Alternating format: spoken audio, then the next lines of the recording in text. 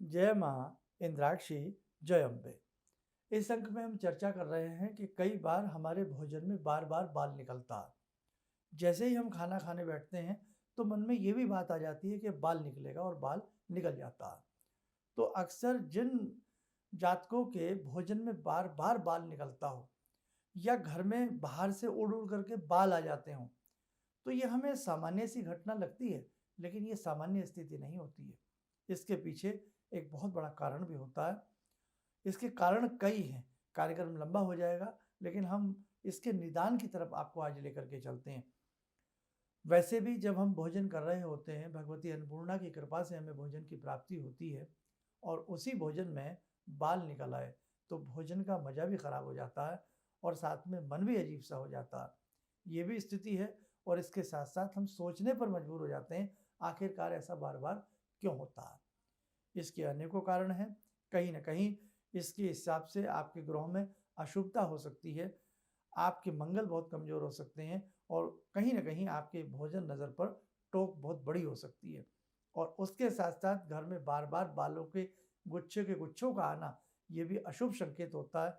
घर में कहीं न कहीं तनाव हो सकता है। धन समृद्धि के जो मामले हैं कमज़ोर पड़ सकते हैं। घर का सुख चैन कमज़ोर पड़ सकता है और कहीं न कहीं ऐसे घर में दुर्गंध की स्थिति भी महसूस हो सकती है। लाल पीले छींटे भी घर में महसूस हो सकते हैं। छत के ऊपर चलने की आवाज़ें भी महसूस हो सकती हैं। बहुत सारी चीज़ें हैं। बस आप निदान की तरफ आएँ, उस पर आप ध्यान से उपाय ज़रूर करें। क्या?